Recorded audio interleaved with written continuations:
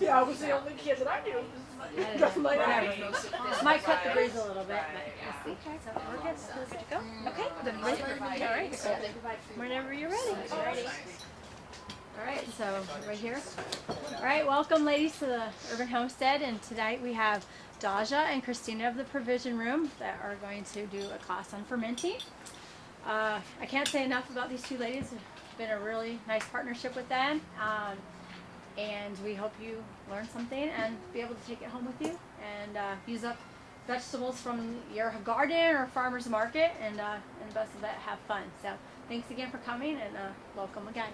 Thank you. Thanks guys for coming. So we're going to introduce ourselves, and we always try to introduce ourselves differently so it doesn't get boring. So that we don't get bored, actually. Yeah, because you've never met us before, why would you be bored? But we get tired of saying the same thing all the time. So, yes, we just learned that recently one of our readers from the Netherlands said that we were a little goat wool sock. Apparently that's the translation for being a little hippie, a little crunchy, a little granola is goat wool sock. Sea tree will hug it. Okay. So we thought we would just have a little fun. That's right. And tell on each other. That's right. She makes her own sunscreen. Yes. Nice. Let's do a class on that. Yeah, right? That's a great idea. Yeah. She doesn't use shampoo. Awesome. She makes her own mouthwash. Absolutely refuses vaccinations. Awesome. Lives in her garden. I'm cheating because we have a little thing here. Yes. Now, we both homeschool, but Daja unschools. Yeah. Well, what are you gonna do? She makes her own laundry detergent. Yay! Awesome. Another class. She makes her own bug repellent. It works really well too. So I've joined in that one. She introduced me to oil pulling. Yes. Got some looks like you've done oil pulling? No, yeah. It's hard to do every day though. Spoonful of oil in her mouth. We use coconut oil Yeah. for like 20 minutes. Time. Pulls all the toxins out of your teeth and gums, helps your body to remineralize your teeth, clears your sinuses, cuts your allergies. It's amazing for like teeth health. But yes, it's a little gross. Especially for kids in the morning, just give them, like you said. Yeah. Right. Oh yes. Yes, in case you missed that, I do have 8 kids. So everybody put some coconut oil in the morning until I get like half the cup of coffee down, you know. Like make it a little quieter. Who was it? You or me? You introduced me to oil pulling, so it's your turn. Oh, okay. So, practically only ever uses herbs and homeopathy and essential oils as for medicine. Nice. End of story. Let's see. Oh, she took me on a march against Monsanto. Yes, we did. And she was like, here, wear this Joel Salatin t-shirt. That's I'm right. a lunatic farmer. Yes. Yes, indeed, we did that. Yes, we did. Home births. 8 babies. Wow. Yes, indeed. She is a mega woman all the way. Oh, farm to table dinners, her backyard. So lovely. Yeah. Let's see, upcycling things, reduce, and reuse absolutely everything. Yeah, Yeah. and you should see on her blog the kitchen island that she upcycled from an old dresser from a thrift store. It's a thing of beauty. Oh, awesome. Thing of Not beauty. bad. Not bad. I think that may be all our crazy crunchiness. Yeah, well, there's more, but you know. That's enough for now. We won't scare you more than Enough we for already now. have. I mean, for both of us, you could say that our number one go-to of all things ever used in our house would be an oil. Lavender. I was going to say breast milk, but I didn't think you were going to that. Although we did have an amazing April Fool's practical joke. on our website. Did you see it? Did anybody see our video? Did you see it, Denise? You'd remember if you did. I don't remember. I probably still just remember your talk. Oh, I'm surprised Nicole would love it. I'm You're sure. breastfeeding. I'm sure. Okay, well, go look at our YouTube channel or on our Facebook Was it page. April? I must have missed April it. Fool's Day. 1st. Well, I'll Yes. just summarize it, although it's more funny to watch and email it to your friends and tell them you took a class from us. Yeah. Oh, do that. Do that. That would Yes, be great. those are ladies we saw. Well, it's a close-up of Christina extolling the virtues of the most wonderful miracle tonic she's ever taken, how her health has just changed and how lovely it is. And Use it in your coffee and in your tea, and you could if you have a plethora of it, you could just freeze it. It's and then just, my daughter pans out of me like, here, and she's like, and then we all said, April Fool. yeah. We're really good friends, but I draw the line there. Although I did consider it when I had pink eye devils. Yes. Yeah. I lived 4 years in Mongolia. My husband's Mongolian. And when I got there, I realized that people just did not see things the way that the Western world did. And my husband's a pastor. I was a pastor in our church. And somebody older Mongolian came to me and said they caught pink eye from their grandkids. And would I please squirt a little breast milk? I was like, wow! Can I press that into a cup for you and put it, pour it in? We got jailed if you actually did that here. I know, right? First you'd be a YouTube sensation. Yes, but you know, after living there for 4 years, she just got used to it. People like that's just normal. It's just so when she got a little pink eye, I was like, she called around, like, can we come over? Thankfully, the colloidal silver that cleared it right out. Thank you, Jesus. The reason we joke so much about breastfeeding is I've been breastfeeding for 13 years. Oh. Straight. So. Not for the same one. Yes, my daughter is working around. Hey, Mom, I'm thirsty. No, Daja has eight children, beautiful children, from the ages of 12 down to Almost 13 too. Tikshay. Tikshay's 10 months. 10 months old. Yeah. Beautiful family. She's got two beautiful girls, 11 and 13. Who can do anything they want in the kitchen. Period. End of story. They are, in fact, Nicole got to see them. They were here with in our last class. We did a getting kids involved in the kitchen class, and her oldest daughter Meg and my two daughters, they taught all the recipes. Oh, wow. It's They were amazing. a great my inspiration. gosh. My son keeps saying he wants to teach like they do. Aww. Not like you guys do. Like they do. because they are way cooler. Very cool to see it from kids. That's right. Yes.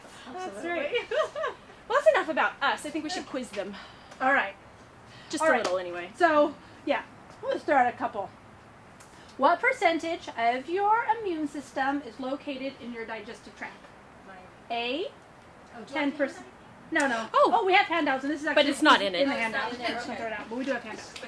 Okay, We're not giving it to you today. Yeah. 10%, 25%, 50%, or 80%. 80.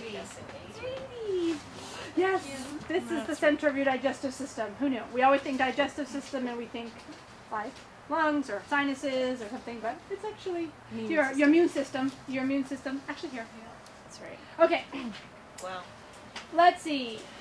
A SCOBY is to kombucha what blank is to kefir? A, seeds, B, grains, C, kefir SCOBYs, or D, starter? Grains. What do we got? Could you say it again? Grains. SCOBY is to kombucha what blank is to kefir? Seeds, grains, kefir SCOBY, starter. I think we had the right answer here. What you got? Grains. Grains. Yes. Yes, kefir grains. Thank you for grains. And which we will have some to sell at the end of the night if anyone's interested in making their own kefir. Let's see. The bacteria present in fermentation feeds off A, fructose, B, glucose, C, sucrose, D, all of the above. D. All of the above. Yeah. All of the above. That's right.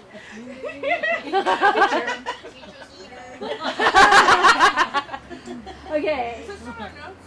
This isn't. The quiz quiz is is not. no. No. Let's see. True or false, traditional natural fermentation is safe without pasteurization? True. Yeah. True. Traditional fermentation is nearly safe. It creates its own bacteria to preserve it. True or false, all fruits and vegetables can be fermented? False. Bananas. True. Ferment bananas. They'll ferment. They will. And so, yeah. I don't know that I would want to eat a fermented banana, but No.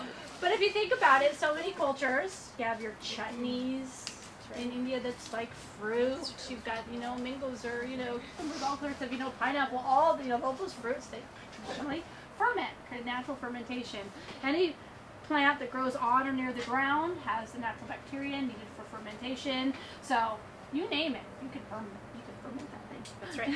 Sometimes you may add a little extra bacteria to help it speed it along. We'll do some recipes today with, little whey. You don't have to. Some use kombucha. Some introduce little bacteria, but you can ferment. If it grows from the earth, you can ferment that. That's right. Okay. All right. Go to your Yeah, so what we thought we would do is just give a brief introduction to fermentation. Just some of you may know something about it and some of you may not, so we just wanted to get everybody kind of on the same page. Basically, we're talking good bugs versus bad bugs. Bad bug. Anybody name one? There's a common one. Grows on your bread. Mold. It's a bad bug. Okay, it's a bad bacteria that grows. Now, we figured out ways to use it for penicillin and things, but we won't talk about that. Good bugs, what we're going to talk about tonight, are lactobacilli. So there's this sort of misconception, and we'll just say this right out of the gate, is that we're going to lacto-ferment the carrots. And people go, ew, why would you put milk in carrots? Okay, lactobacilli are bacteria that grow on anything that's grown in the ground. So any leaf, anything that comes out of the earth has lactobacilli bacteria on it. And it's good. It's good for us. It's one of the bacteria that keep our guts healthy. Basic fermentation is a process of turning carbohydrates into alcohols.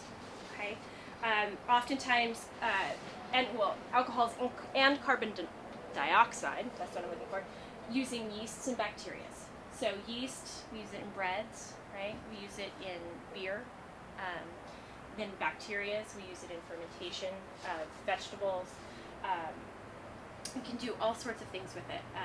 Fermentation is sometimes used to specifically refer to this chemical conversion of sugars into ethanol.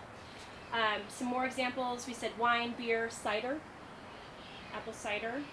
We let it go just a little bit. We give it to our kids. Here, have some apple cider. We let it go a little longer, and Mommy and Daddy are happy. We use it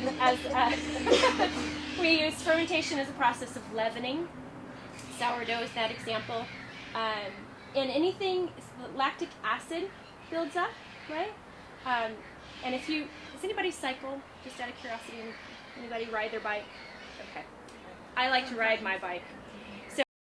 Ridden to the point that your quads are screaming because you've ridden really fast. It's a buildup of lactic acid in your muscles. So we have lactic acid in our body. It's something that we produce, something that's really important to have in our systems.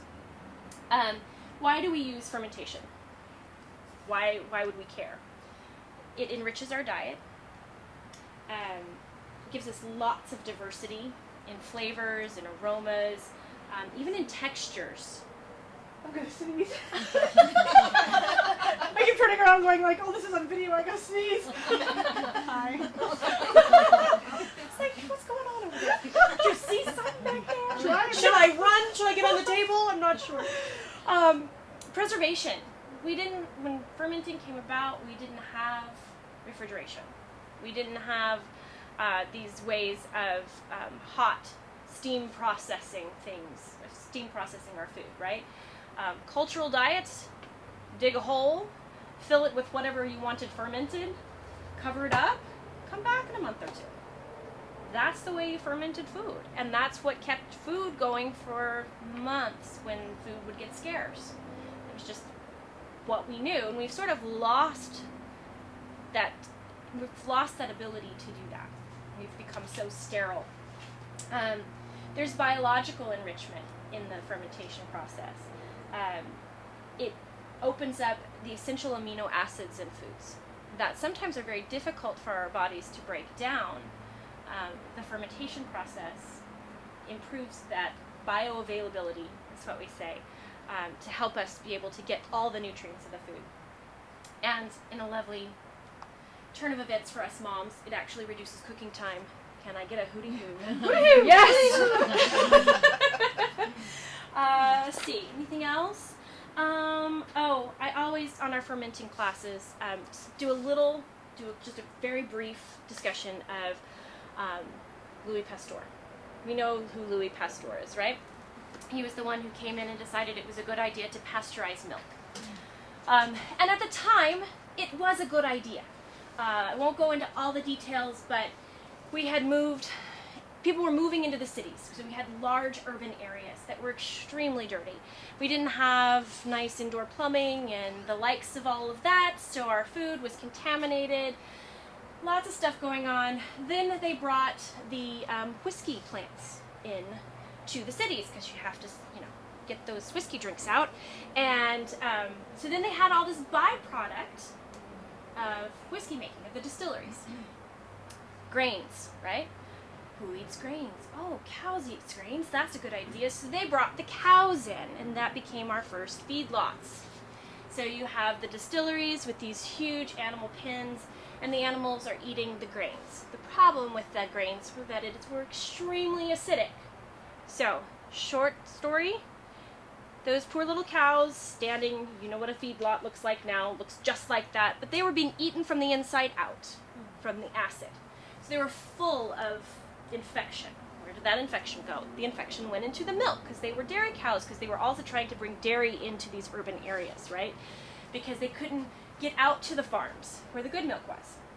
So they had all the poorest people drinking the worst possible milk, full of infection. People are getting sick. People are dying. What do we do with that? Louis Pasteur says, let's pasteurize it. So he heats it up, kills the bacteria, and suddenly milk is safe for everybody. So it wasn't a bad idea, actually, at that point in time.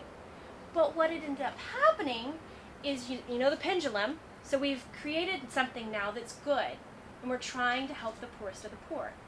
It wasn't a bad person trying to do this, right? But then the pendulum swings. Well, if it's good for the poor, it must be good for everybody, and raw milk must be bad. And the pendulum swings.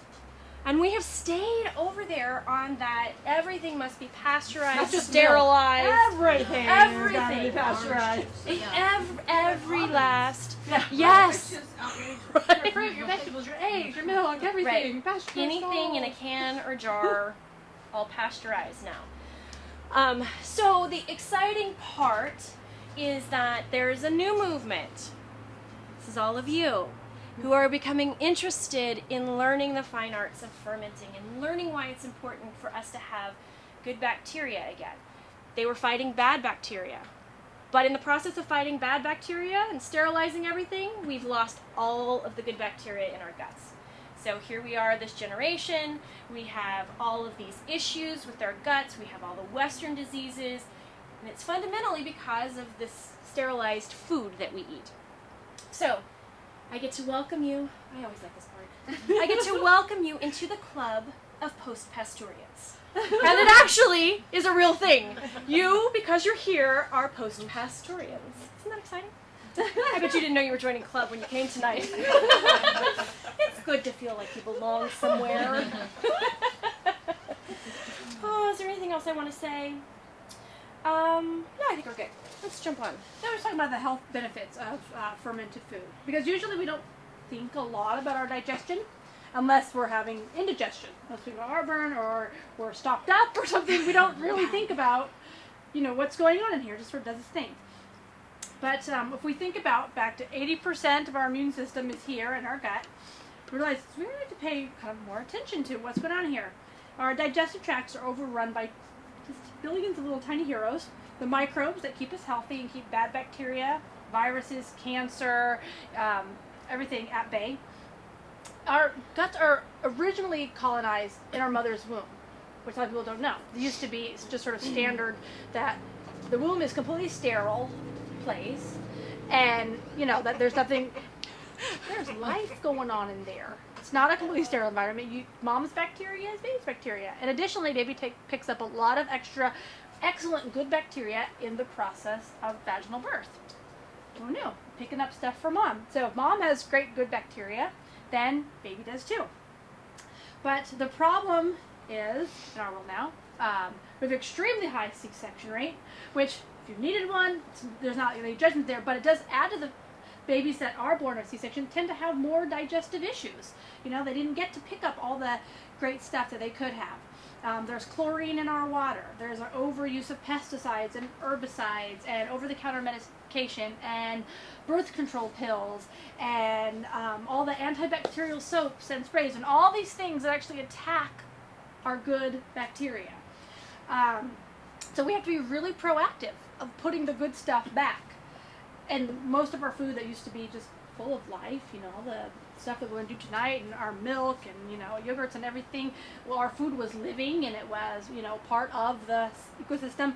All that stuff is, effectively gone in the industrial food system. That jar of pickles, which grandma would have, when we fermented them, would have been, full of bacteria, is now processed with vinegar.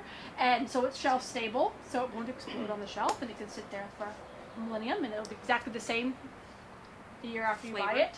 And it will be consistent flavor. You can pick up that pickle every single time you go, and it tastes the same. Which fermentation, there's a lot more variables, and so it doesn't make a consistent product to put on the shelf. So all the foods that used to be alive are now dead, so we have to even be extra careful. And then we think we're doing really good. We're going to get a yogurt from the store, which is, one, the bacteria strain often is so weak, probably dead by the time you get it. And it's so weak by the time it's made it through chewing, stomach acid, that it's dead by the time it reaches your intestines. It's not alive there to recolonize your gut. Right. So that's why it's great to, when you start with a live food and ferment it and eat it right away, when it's ready, it's going to be alive through the process to do what it needs to do.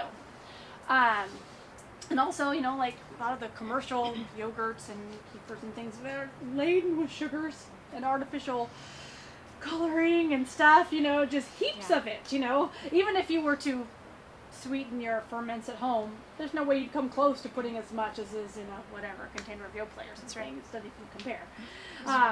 And that sugar to feed bad bacteria, and so you're kind of back to square one. Not necessarily a great choice, necessarily to grab what you thought was good. So again, really proactive, which is why you're here, to learn how to put bacteria in all your food. And the health benefits are amazing. Reduces acid reflux and heartburn. Strengthens your resistance to common colds and flus. I have 8 kids. Everyone in the world is sick during cold and flu season, right? All their friends, and how many kids are missing school and da-da-da-da. Seriously, I don't think that we didn't have a cold or a flu all winter. Okay, 8 kids. 3 meals a day and snacks. Everything. My husband laughs sometimes. He's going to turn on the faucet and it's going to come out fermented. Because I'm like, oh, those veggies are fermented, and there's the kefir, and there's the kombucha, and everything's like the sourdough, and everything is just full of life in our house. So, yeah. And I think that was a real key in us staying well all through this was like a horrible flu season, and everyone was sick, and we stayed well miraculously. And it's a lot of things. It's rest, and it's lifestyle, and it's it's tons of things. But I do think that the amount of fermented foods we eat did contribute, definitely. Yeah. Reduces allergy symptoms, boosts your metabolism, reduces your risk of cancer, helps reduce cold sores, canker sores, helps detoxify the liver, healthier skin. Acne is based on the inside of your body, it's just coming out. So, all the topical things you want to really get to the root problem of, got to put the good bacteria in there to help the liver and kidneys do what they need to do. Helps regulate bowel movement, reduces sugar craving. Fermented foods are a key part of chelation therapy. That's the drawing of the toxins and heavy metals out of flushing them from your body. Increased ability to concentrate when you heal the gut. Increased energy. increased ability to absorb other nutrients from your food, which is why in so many cultures you see that they might have a heavy meal or something, but alongside of it, they've got something fermented. You know the French, they love to eat. But they've got creme fraiche, they've got cornichons, they've got fermented bread, they've got all these things. And my husband's culture, Mongolia, and my goodness, they eat like you would not believe. And huge amounts of fat, huge amounts of meat, and they're all like slim and healthy and really hearty and everything. But they like have ferment milk and veggies like you would not believe. Things you're like, whoever thought to make that? Dried milk curds and all sorts of different cheeses and yogurts and added fermented mare's milk. Yeah, you haven't lived till you had fizzy milk. But every wedding, every party's got added. One thing let's see. Did I cover all of that? Oh, well, reduce and eliminate smelly flatulence.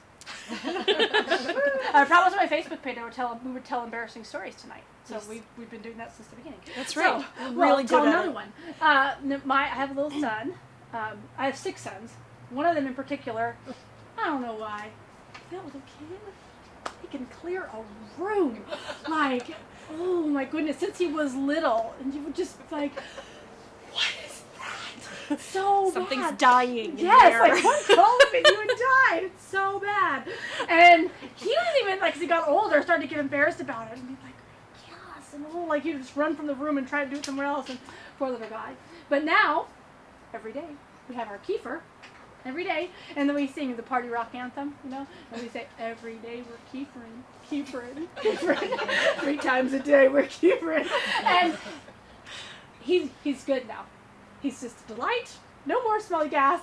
And, when we stop it, give a long stretch of time, we've got to count something, he starts to get a little gassy again. Don't know what's wrong with that kid's digestion. But kefir fixes it, that I know.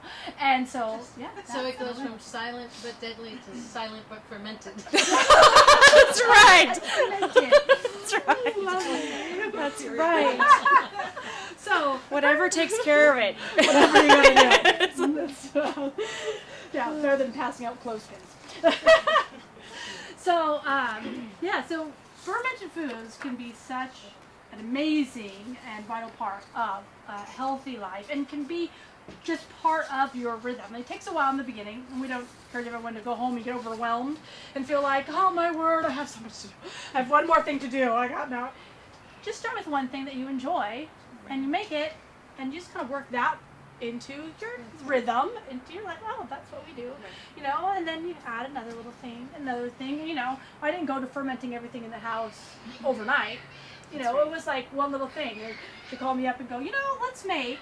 So we learned to make that. And then, hey, I, fermented my ketchup. It was so great. Let me show you this recipe. And then we would do that. And so now it's got to the point where our mustard, our ketchup, our ranch dressing, our sauerkraut, our veggies, our kimchi, sourdough bread, kombucha, kefir.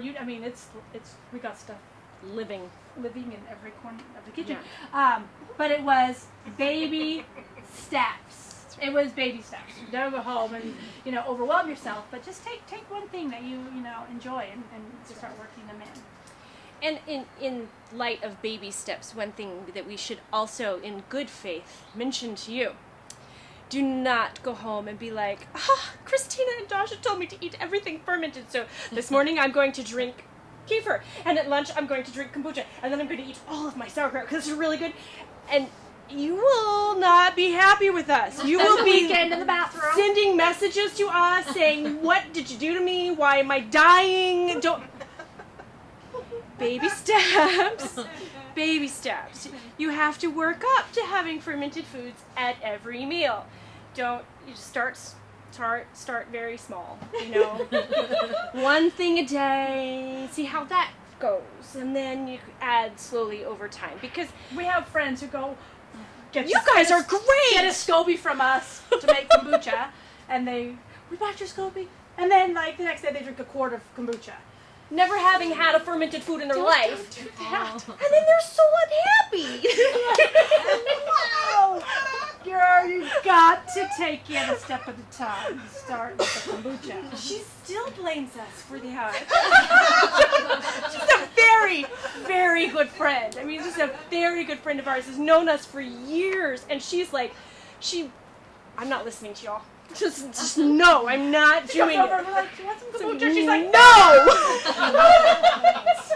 if you drink this much, you'll be fine. No, I have things to do this afternoon. I can't drink kombucha. I have a life. It's so true. It's terrible. Okay, so you have been warned. Okay? No nasty grams on our Facebook page. And since we're making disclaimers, besides that one, we just want to also just You can see. clarify that we are, not doctors, No, not herbalists, sadly. not I nutritionists. should become one. We are moms who try this stuff out on our kids. Guinea pigs.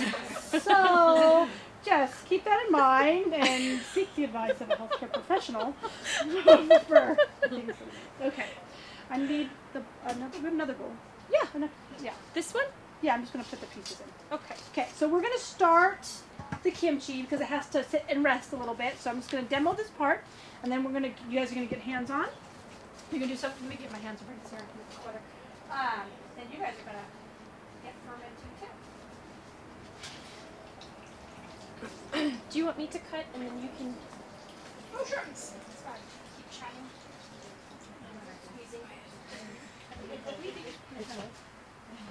Okay.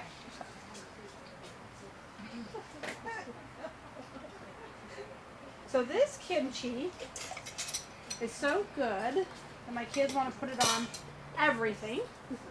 They're crazy. They just, even when I was preparing to come tonight, they're like, oh, you have it all the time. But they just would want to just eat it like crazy, which is amazing because kids don't usually take to, less spicy stuff, but it really is tasty.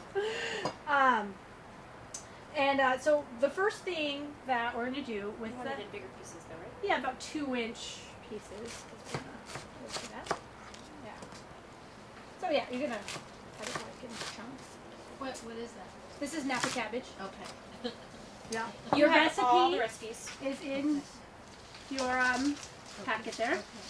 So what you do when you're going to start working with some veggies you just cut to create surface space, and some things like cabbage, you're going to try to break down some of the cell walls a little bit before you jar it, so release more of the lactic acid, release more of its natural juices, be able to create more spaces for the healthy bacteria to get into all the fibers of the plant. So you do this Napa cabbage in a bowl. We're going to salt it. And beware of using table salts that have any anti-caking agents in them because that can interfere with fermentation. And don't be afraid of all the salt we're going to put on it in the beginning. We're going to rinse this actually. I'm just going to help break it down. And even if you over-salted it, still less salt than anything you're going to buy at the store, I assure you. Okay. You can tip me? Yep. Put it on the floor.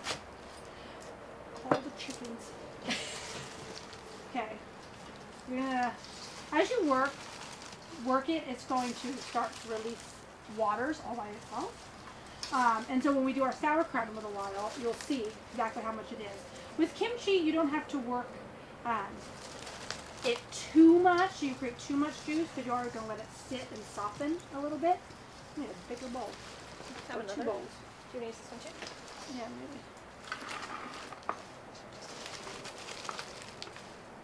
I always have that moment of I just turned around and stuck my butt up and the camera's shot. I apologize. Here, I'm going to put some of it in there. I do that in every class and that thought runs through my head. Oh man, I just did it again. Stuck my behind in the air. You're only saying that because we did an interview on Skype, and I put my cleavage in the camera, so. Really unintentional. Thankfully they were in Amsterdam. Hopefully they were a little bit more not as uptight about it, hopefully. a problem with we were having a problem with the speaker, and they're like, lean forward, and then we would watch the playback. I was like, oh. That's face. What she doesn't tell you is that as she did that, then she was like, oh, it's under the desk. And then she dove under the desk, and then she banged her head on the desk. It was a sitcom. See, everybody, you know, you think you read our website, you go to our website, and you read what we write, and you're like, oh, they have it all put together. No. Never, never, ever, ever accuse anybody of having it all put together. I think that's thin. Yeah? That's about thin. So you can see it's starting to release its juice, but it's not too soft. You see some of the juice coming out. So that's about good. Okay. So I'm gonna take that. I think it will all fit back in this now that it's worked up.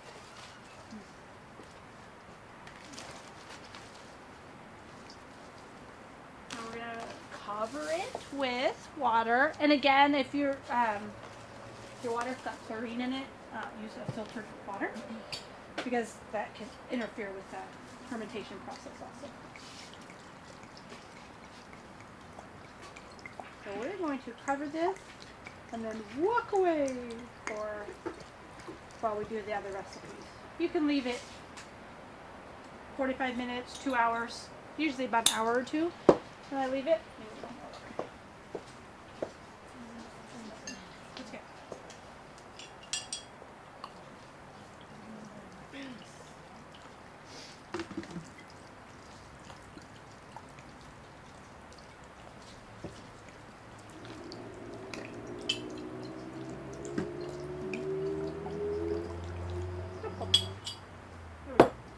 And then I weigh it down with a plate to hold it under the water so it stays there. Seriously, this is what I do at home. I get jars, water, exactly like this. And then sometimes I get ready to go to bed and my husband's like, you're going to do something with that cabbage there on the counter under that water? Oh, yeah. So then I go to bed smelling like kimchi, which is very sexy. It must work. You gotta eat Yeah, don't knock it till you try it. We'll let you taste this Definitely kimchi. not a deterrent. All right, here, we'll tell another embarrassing story. So that was about a quarter cup of water and then the salt. About a quarter cup of salt. Yeah. A quarter cup of salt? Uh-huh. And then how much was the water? The same? You know, I just put it until it's covered.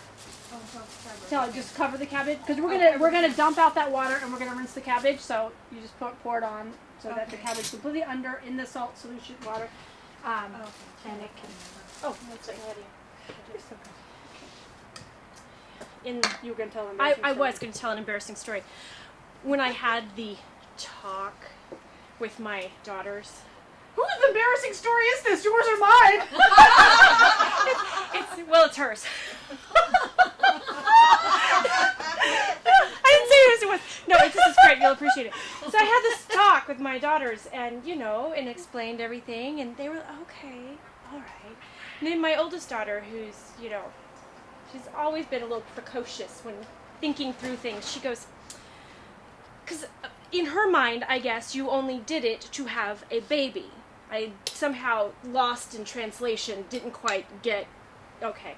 So she goes, so any questions? No. But, wow, Auntie Dasha must like to do it a lot.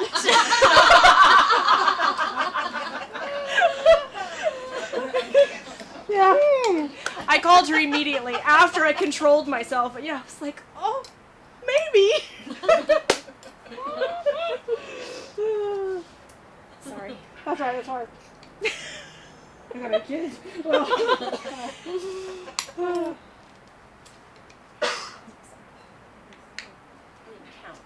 I did, I counted. Yeah.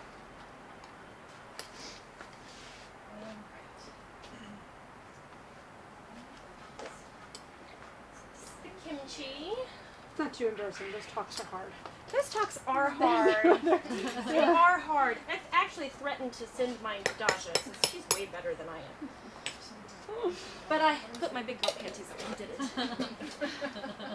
Thank you. Try this. It's way so better good. now. I'm gonna eat it off the table.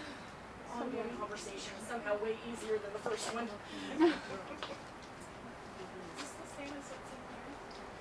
It does have a trace amount of wheat in it. I forgot to say. Trace. It has a trace of what? Wheat. Anybody celiac? I forgot to say that. I don't do wheat. Or no grains. No nightshades. No Oh, well, oregano. it's got peppers in it, so Yeah, I nightshades know, would be out yeah, for you. Yeah. Okay. I always forget that. Oh, wait. Because Anybody apparently allergic my to? mother did not give me good bacteria. Yeah. I was born. Aww. I know the nightshade thing. I had two of my sons were like that for a long time. No, it's sometimes, depending on what brand of red chili paste, the Korean red chili paste you get, it can have a trace amount of wheat in it.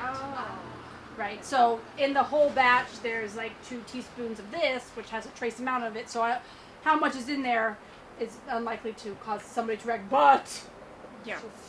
you know. Let's be careful. Say that. What do you think? Like it? Kimchi Taco Tuesday. Yeah. Yeah. Korean barbecue and kimchi. Yes, yes, yes. I haven't done that one yet. I can. I Yeah, still can. Korean Taco Tuesday. That's I would right.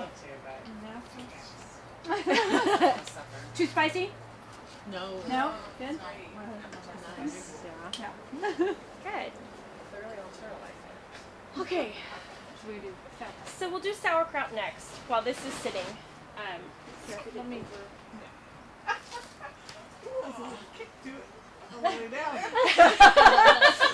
It was fine at the beginning, and then it Hello.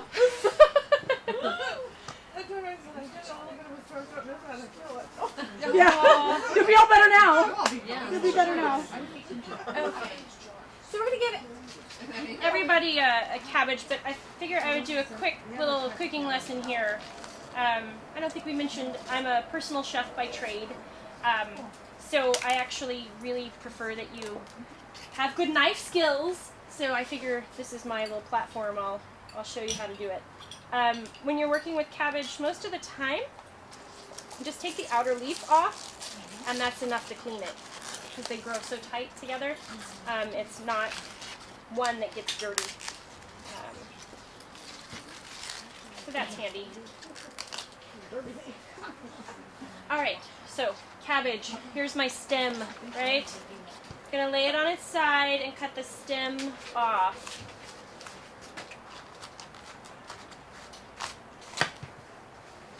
Okay, so there's the core on the inside, that round piece. We want to get that out. So the safest way is to not try to cut a rolling ball, but to lay it flat. You would not believe the people who do that. I'm like, did you not watch? Okay, don't. Okay, flat side's good. Cut it in half.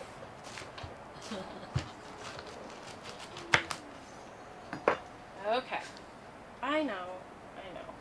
Okay, so now that we have the core here, we want to get that out because that's going to be really tough. It's not going to break down very well. So here's the cut side, right? This was the stem end. Here's the cut side. Lay it down and cut it in half one more time. Girls can't see over there. And then the easiest way to get the core out. There. Can you see now? See where my hand is? Knife at a diagonal down. And then the core is out, and you can use this whole piece, okay? So, one more time. This is the core right here. Hand on the top, diagonal down. Okay, there will be a test. No, I'm just kidding. All right, so then for your cabbage, if you were at home and you wanted to shred it because you wanted it really fine, you could shred it. That's no problem. I find that just tedious and annoying, so I don't. I just cut mine, and it's whatever size that you like. This is a very personal preference.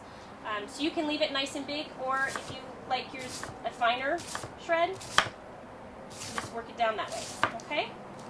So that's it. Who needs knives?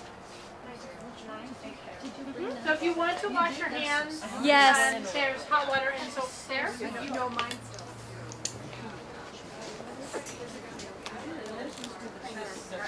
I don't know. Oh, no, you're right. Melaleuca. He's gonna laugh. Yes, I am. Thank you. Yeah, sure. Other than asking me, well, if you look on our website and you click on the tab Fermented Foods, we have several posts about. Oh, the not these recipes are exclusive to this class, but there are other recipes and other posts about fermentation. Goat will suck. I know I posted it on Facebook. So what do we do? Goat chicken. What did I write? I said, what do we goat chicken goats or something? Goat wool socks. We totally gotta meme that somehow. I know.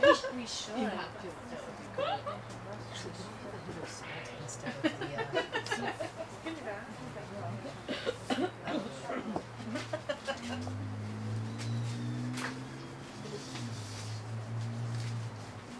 This one over here on the other table.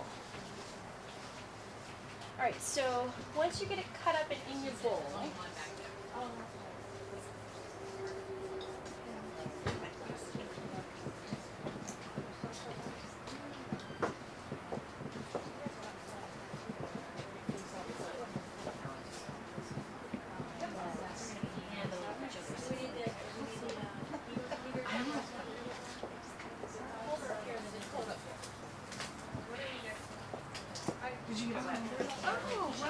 Thank you. I don't know. Wash my hands again.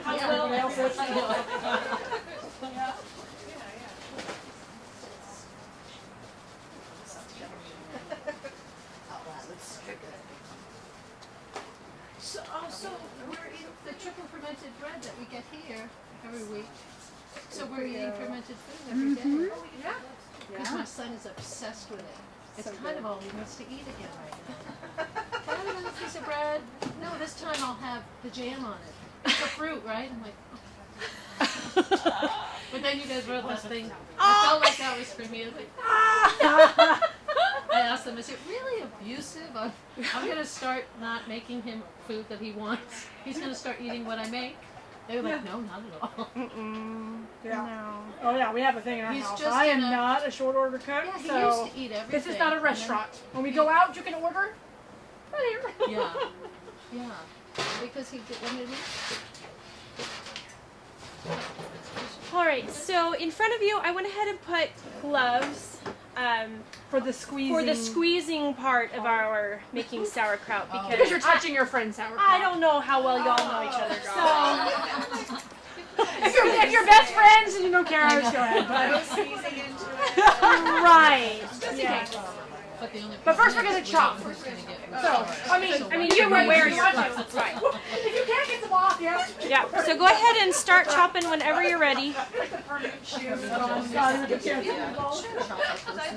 And there are buckets at the end of your table for all the scraps.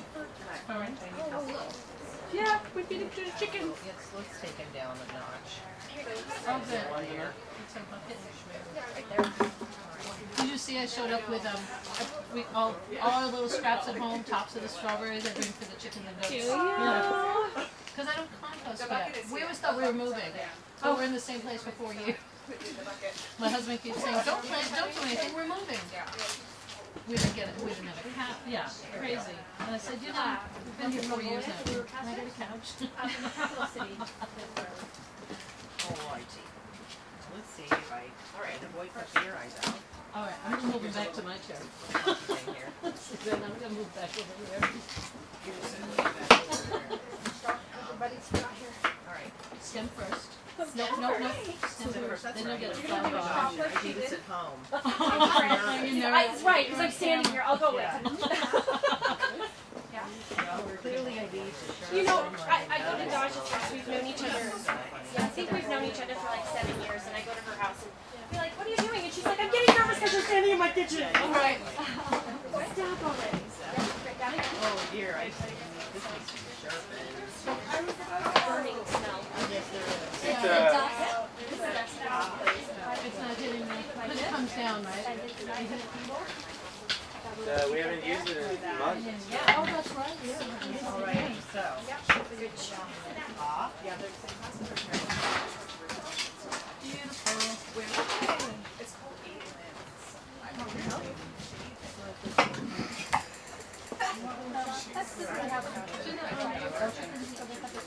Have this, go for it, because I don't have a Because we're gonna squeeze each other. Oh, yeah. Just in case. No. You know what? If your neighbor's squeeze out. Yep, there you go. Well, you know, yep, our favorites get special. I'm picking it up for you, but I don't want to put my fingers around there. You know what I mean? While you're cutting. Yes, it's It's all right. Right? You bring out the kerosene. I should have said that I did end up in the emergency room, urgent care one time. Yeah, so you're just gonna cut it up small little shreds, whatever size you want, and then we're gonna Oh, salt it and squeeze it. no. Alright, so once it's cut, you can start putting it in the bowl.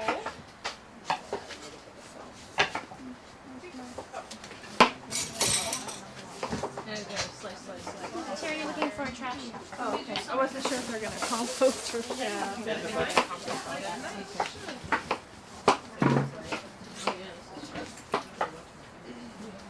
Which side did you cut?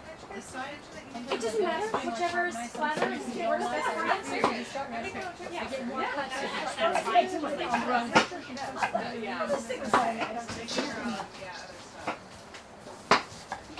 Better stand up, maybe? I think so.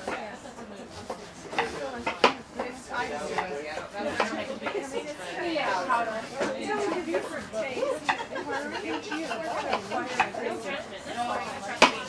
Everybody's gotta start somewhere. You obviously know what you're doing. So hilarious. Coat. Soft. I don't know how to say that in Dutch. I think it's all in I can ask her. That's pretty awesome.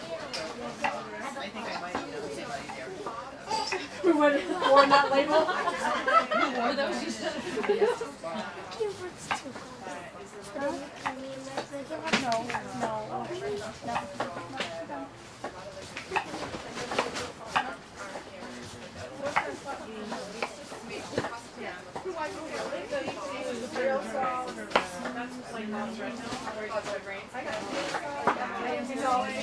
Yeah, as long as it doesn't have any anti-caking agents in it, you know.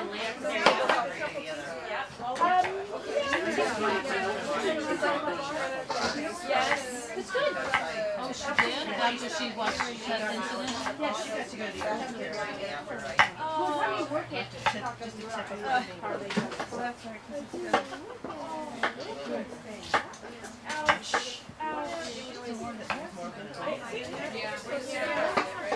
It happens to all of us.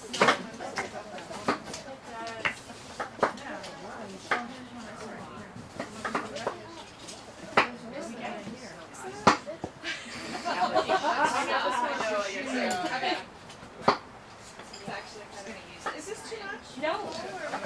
Right, so you're gonna I salted it. This we just put in. Is it still salty enough? We didn't have to Oh, sure. Put your gloves on. Because we're not that.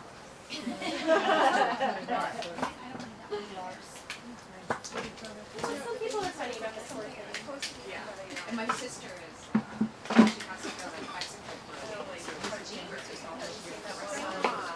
Yeah, so now you're gonna start squeezing it. Start breaking down the cell walls and extracting the juices. They're just, and then there's another one. Yeah. She got 260. Dilly's got the other way with it. I don't know how she does it. That's impressive. Yeah, that's really impressive. Yeah. What is? What? So her sister's been away to Mexico A week for work, and she has a 6-month-old that she's breastfeeding. her neighbor makes a plethora of breast milk offers to share. Yeah. And so she put how many ounces? She has 260 extra ounces of breast milk in her freezer. Oh my gosh. Oh my gosh. A lot of breast milk. Wow. That's a lot of time pumping right there. One time I pumped, I got time? yes. That was it. And I go, I'm never doing this again. So the same thing that I should move back here so people can hear. Okay, so once you have all the cabbage cut up, we've added some salt. You're gonna start working the cabbage down. Just take out all your stress from the week. Just take it out on your cabbage. When your hands get tired, let your neighbor have a shot.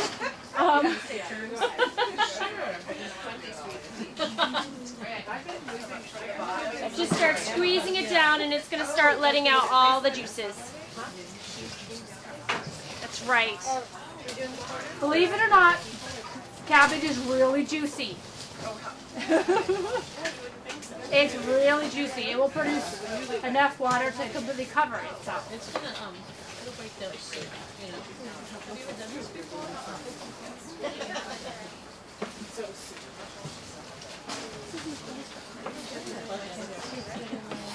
Yeah. At first it seems like it's not gonna work, and then you start to try. Nicole, you did this before. This one. Yeah. Oh, you missed the kombucha one. I did. Okay. We knew you missed one. I was so bummed. Next one. Oh, that's right, you're out. Wait, oh no, you said Thursday. No, you said that's right. Yeah, we checked the dates with you. Yes, you did. Yes. Because, no, it's the weekend we'll be away, but this is on Thursday. This is like a crazy, right? It's a workout. Doing great. I'm morning every Sunday.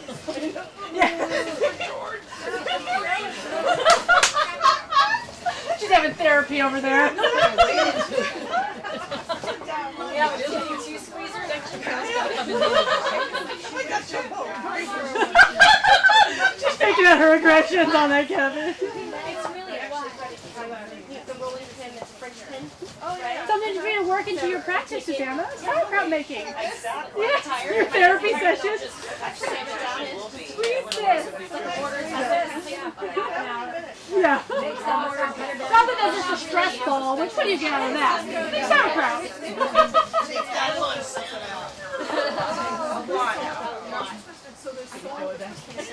The salt helps break it down. The only bacteria around here is pretty healthy, right? Yeah. Sourdough because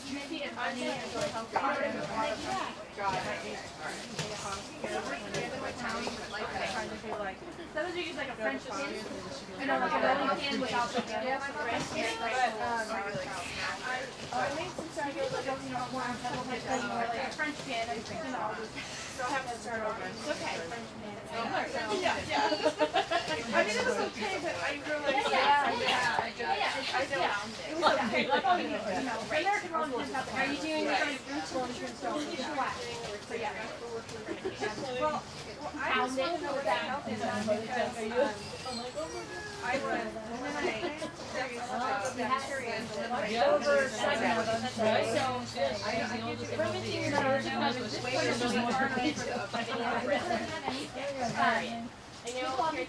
they double bread. But it's not lactose. Every Monday. They're Since the break today, right? we sold out. Did you? Okay. So you can put an order in. Triple fermented sourdough. Sometimes the kids will lose their Site sour. I'm gonna order some more of that. But I don't prefer to put my way. We have Put sourdough in the order. That is a fermentation process. Speed it up. But I rather wait a little longer because I'm not. It's not extra sour. It doesn't fire off as fast and for Sourdough bread to help. make it feel. It's better to get that lovely sour. Sometimes it's way too sour. The texture's wrong. And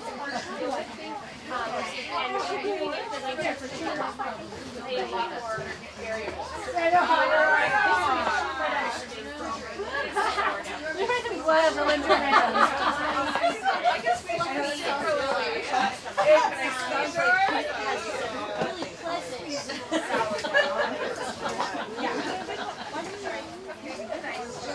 Hold on, we have to fresh lemon on before we're done. Yeah. started selling it yet, but I know Dasha has I've used when I travel, it's hard to keep up with food when you know, when I travel, so I use apple cider And the middle one. which works, but it doesn't work for the one she has is a fruit. Is it? I'm trying to go free. Yeah. Sourdough is I know. So he weaned and I kind of started minimum. right. This is But the other, I mean, yeah. So you may just have to think that's really the challenge or not. Then if I need hands, I don't have you really need to. but I find, so you just, you know, cut it thin, I put it in the butter. So he let me rest at least wait. You know, when it gets a little, the end, you know, freshen it up.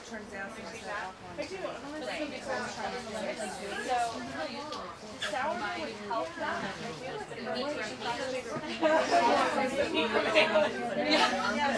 Jared got hands.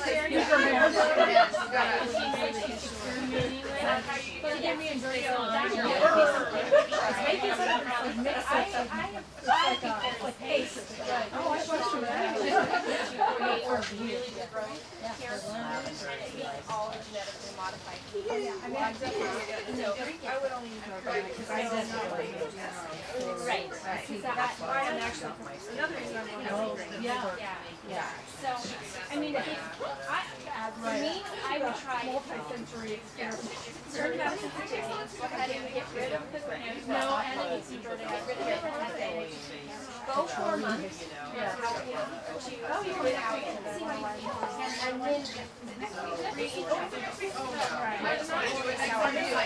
And then maybe it's not a joke to do that, but and see how your body responds. Notice any And I like to have my son fish like a little couple drops of it when he wants to sail down at night.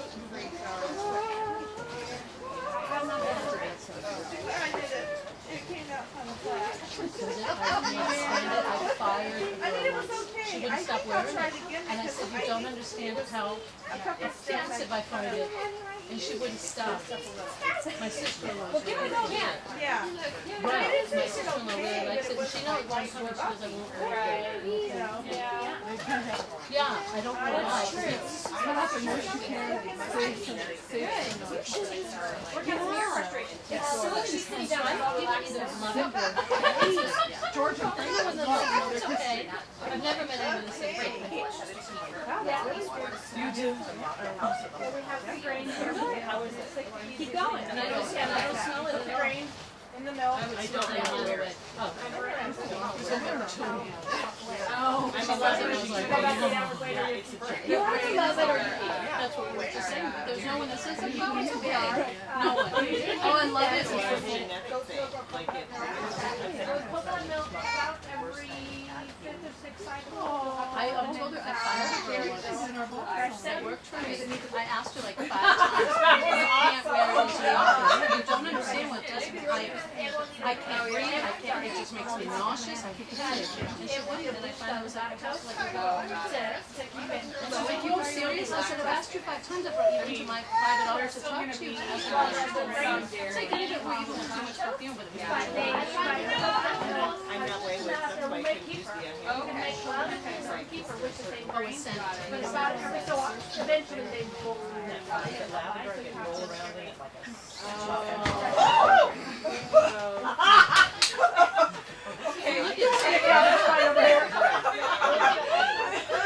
See, I think this is a piece of, I'm gonna take that. Yeah. So did you add water to this? No. So that's just, that's on your hands. That's the juice coming out.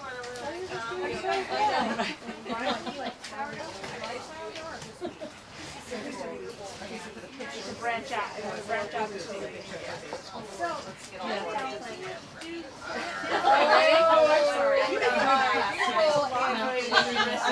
Ready for the double? You ready for the double?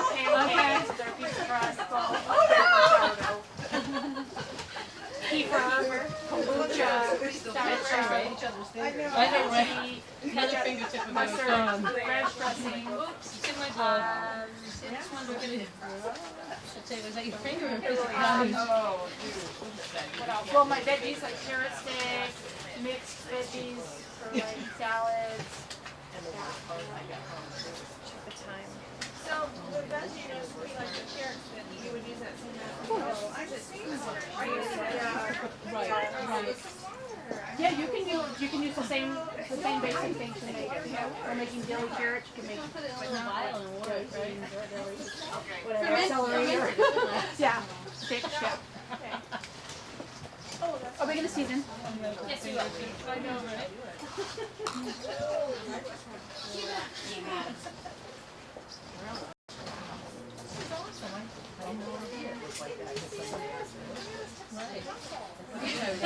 This is why you don't need a gym membership. You start fermenting your foods and no one needs to go to the gym. Oh yeah. It's like making wine with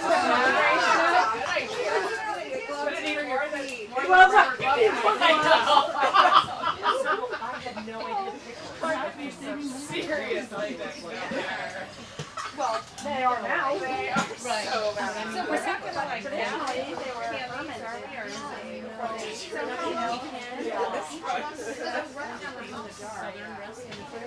We'll talk about if they could, because like peaches, you make chutneys and stuff. It's all well, I'm sure that's not now, Right, but you could. Oh yeah, salsa. We ferment. Oh yeah, oh my salsa. It's on the blog. The fermented right. salsa recipe is on the blog. Oh, It is so good. You can whip it up in like 5 minutes and it's Ketchup no, recipe. because we're gonna sell the ketchup here at the Homestead. So we So teach a class about it. yeah, we do teach it. We give the recipe away if you come to the class. At the fuller, we have a different fermenting veggies class that's longer, and we do go through all the condiments. But I mean, you still need some raw vegetables in your diet. So these are raw. These are not cooked. They're raw. If you switch to just fermented vegetables, you get everything you need. Yeah. Because I do a lot of green grape juicing to go straight to my cells. Yeah, these are raw. I started doing wheatgrass. So Yummy. I sprout it. Do you? Good for you. I like the green grape better. Whatever they wanted. Okay, so we're gonna start putting it into jars. So let me borrow a bowl just so I can. No. Okay. So where are the gloves? I just wanted one. Here. All right. So. She's still throwing it. She's still throwing it. Look how neat their table is over there. She needed to throw hers tonight. I'm home.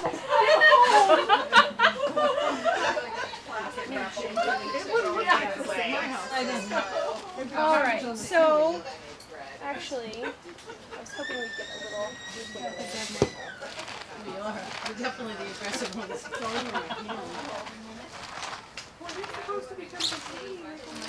Got liquid in that one yet? How are you guys doing? Unless you have a pool of water at the bottom, you're not done. Oh, we're not done. And that's without adding the quarter cup of water? No, there's no water in this sauerkraut. So you want Just to in the have kimchi. water in the bottom. Yeah. Oh, okay. So if So- you don't have water in the bottom, it's not crunched up enough? Right. Oh, well, you want to work on it some more? Well, I thought I could get there pretty quickly.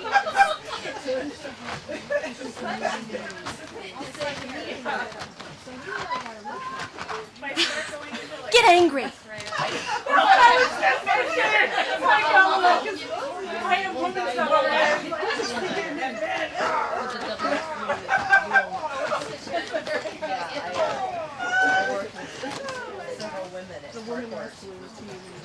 Ah, there it is. Okay. So if you're finding that your hands are getting tired, ladies, give it a good fist. We've been fisting over here for a while. Come on. With both fists. Use your muscles. You've got them. much of a mess. That's Yeah, I okay. must Make look a for those. mess. No, I mean like a start over mess. Right. I hear grunting going on. You all are having way too much fun with sauerkraut. I don't know what to do with you. Okay. All right, there we go. Okay, so Look at there it is at the bottom. Okay, so you have to keep going until you get liquid at the bottom. All right. Oh, look! There's a little We've got water! We struck water. We're gonna do a little dance now. Struck water down. All right, girls. Keep it up. Okay, I'll keep it up. Couple minutes more. And that's very How are we good. doing? Yeah, Have you 'cause- checked? We got a tiny puddle. I found a tiny puddle. High five for one tiny puddle. Keep going. This is great to have the kids get involved in. They are like tireless. Do you like have latex gloves up to their elbows? Or No, if it's our house, they just wash well. You know, it's just, yeah, we don't use latex gloves at home.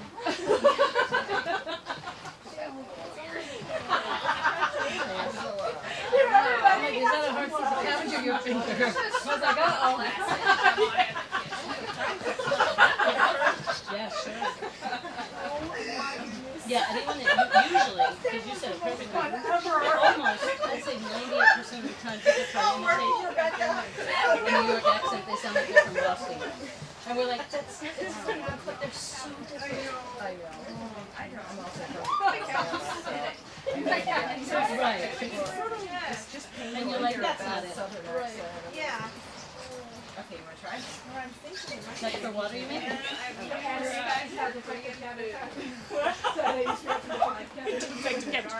Okay. How much water? Not enough, right? No, it's getting there. It's getting there. So worst case, you can always add a tiny bit of water to your jar. Oh, did you hear that? She just said, In the worst case. Okay, so. Oh my goodness. You can season cabbage, your sauerkraut, any way you want. This is a personal preference thing. So the recipe in your packet says bay leaves, cumin seeds, dill seeds. You can do all of them. You can pick your favorite. I also brought the anise seeds. They just smelled so yummy. And they're also a dill, in the dill family, so that kind of gives it that pickly flavor. So anise. Oh, and Yeah. So you can. which I've done a kraut with like half cabbage, half fennel, and that was really good. So it has this sort of flavor. Yeah, you can also, in your sauerkraut, you could add some sliced onion. That totally changes up the flavor profile. It's really good. Yeah, any of those. So we'll come around with some of the seasoning and you can decide what you want. Do you have the bay too? No, I didn't. Oh, it's there. what do you want? So you're going to season individually in your jars. Oh, okay. I'll say. Yeah. So do you have, So you have jars in front of you. they're just seeds. So this is bay. So what you want to do is you want to start putting it in your jar and heavy down. Yes, awesome. I would love that. Yeah, start stuffing it in. Do you want to know where they live? So you can do one of those and then put some sweet. You can do whatever flavoring. So I will typically always use bay, and then I'll use something else. So we're gonna pack them in our jars now. Yeah. Purely cumin. We got fierce at the end. We did. How about like the Bay. ginger Okay. turmeric? So you put the cabbage You start putting it in your jar. Okay. So, Sure. Christy, and Georgia need to start individually. And we put it at the Stir it top. up in their own jar. yeah. I Or would sort of layer it in their jar. It doesn't take much. Teeny tiny bit. Do we want to put the spice in the Like in the middle? middle? Yeah. You can I'll take a little one. bay leaves. So if you're doing a bay leaf, just slide it in the side. Okay. Yeah, so I'll tell a story on myself. The first time I made sauerkraut, I put my bay leaves in when I was doing all the squishy work. Guess what I did? I broke up all my bay leaves.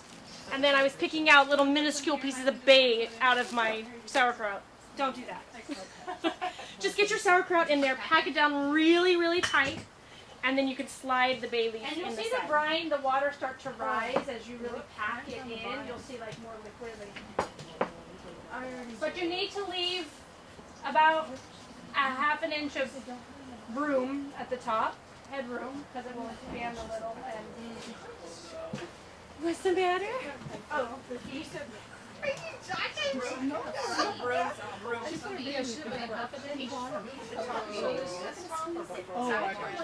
Yeah, I think that's how, you know, the canning tops are flat.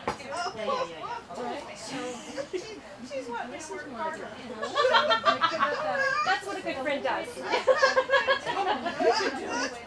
so this is more like an inch, so should I come up a little bit up into Yeah, come up to that first band. Really press it down in there.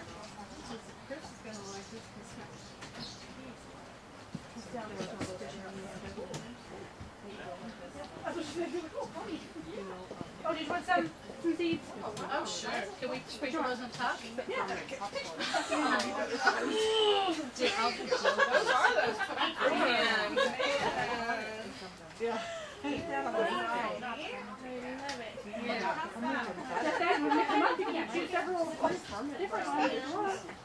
Well, we got bay leaf. Okay. So, Yeah. You can pour a little bit of water. Is that what they're called? Cabbage. Okay. I'm gonna use this since it was from my glass. Hey, what do you guys think about? Goat's milk is actually It's like already starting to bubble, you know? more digestible than cow's milk. So, Yeah. Oh, it's bubbling. you guys want some spices? Sure. Yeah. Excited. So we got dill, we got dill. Like cabbage all over. I'm gonna rush you along just a little bit.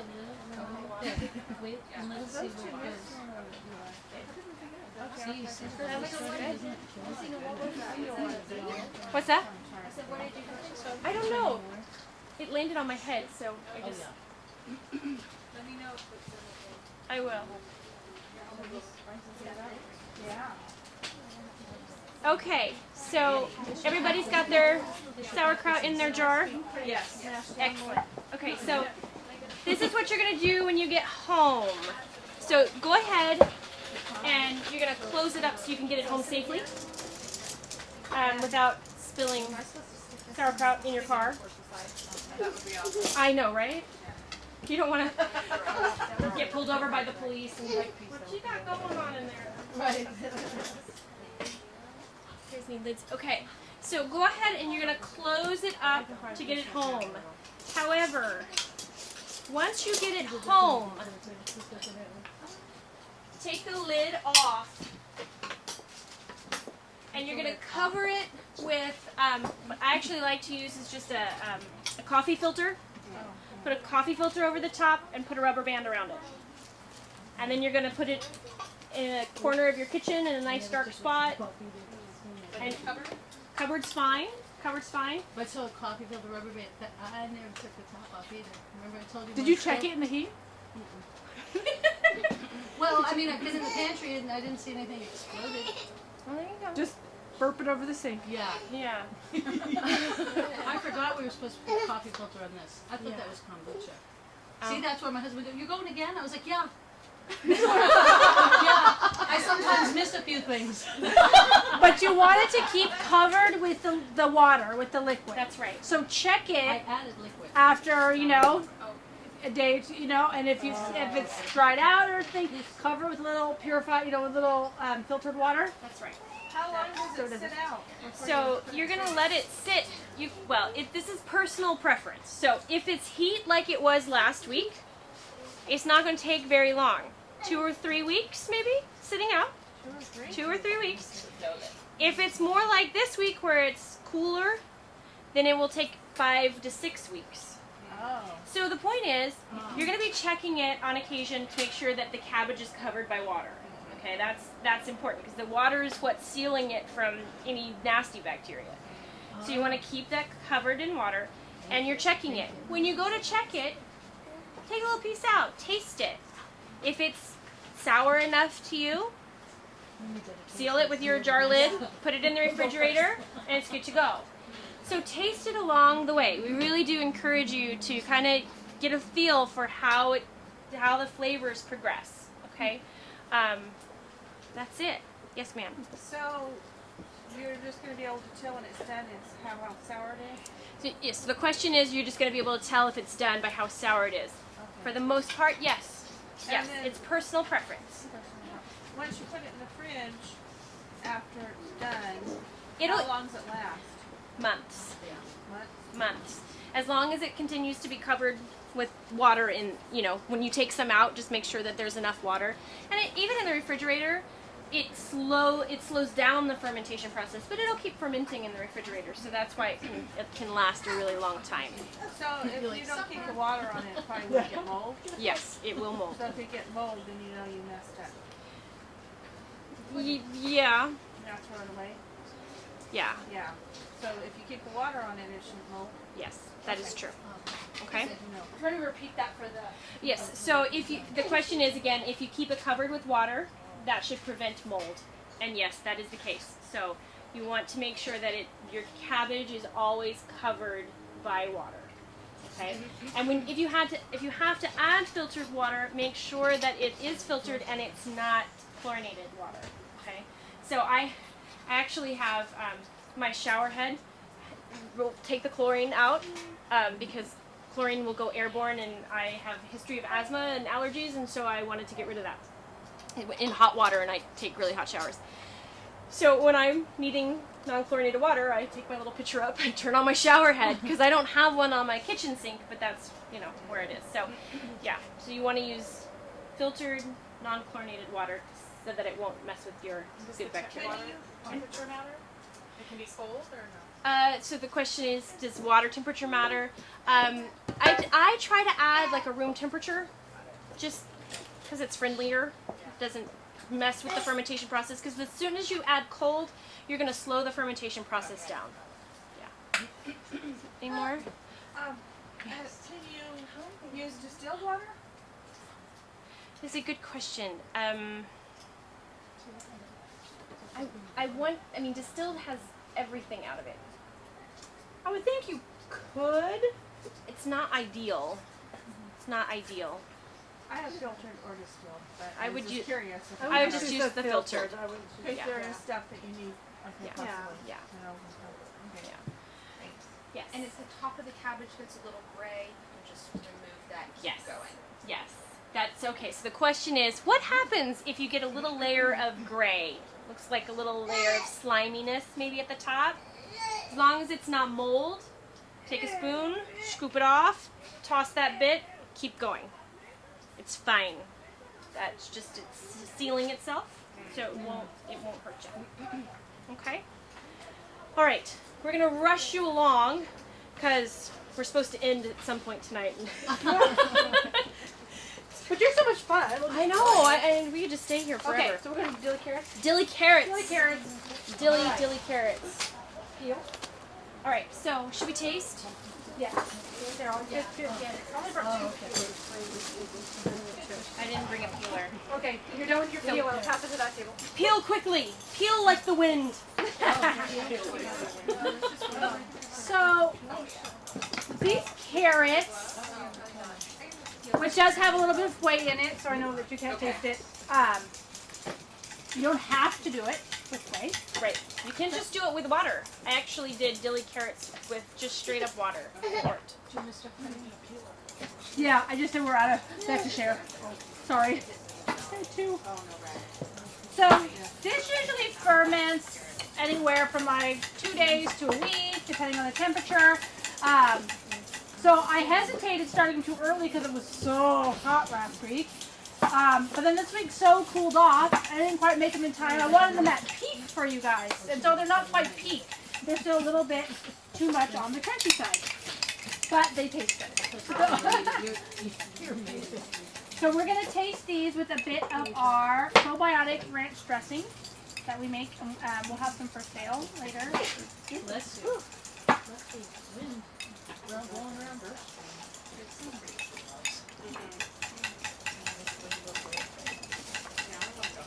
Oh, it's on the field.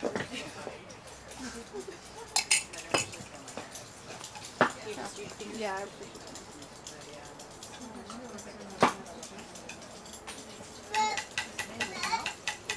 So what's in the ranch?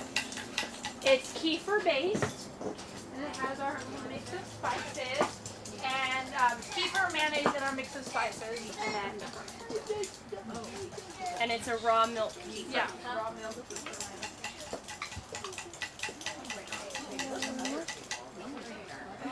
Sorry, can I put it again? Yeah, but she can't taste. She's no dairy. Okay. That's the dressing in there. Any? Yep. Jordy? Anybody? So these carrots, I would like them to go like another 2 days, and now that the temperature got in my house got cooler, I don't have air conditioning, so it was so hot, so I hesitated making them so that they wouldn't be too. But anyway, so they can go longer. These are crunchy. Yeah. Yeah. They'll stay crunchy like a pickle, Nice. which is great. So if you have kids that are having gut issues, so we're talking like autism spectrum, it's a great way. If they'll eat a carrot, make them dilly carrots because they'll just be eating a carrot. They don't have to know that there's mommy did anything with it, and they're getting these great probiotics. So it'll help heal the leaky gut, which is one of the bases for the autism. So So you can cut your carrots into sticks. that's right. These are Yes. this one's Yes.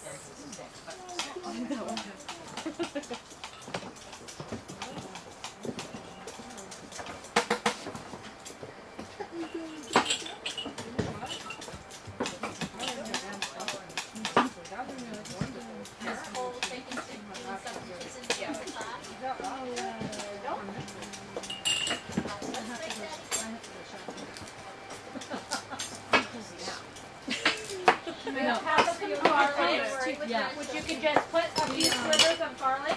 He's very interested though. He wants to teach, but oh, we're going to my niece's.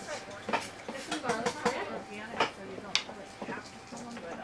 What was interesting with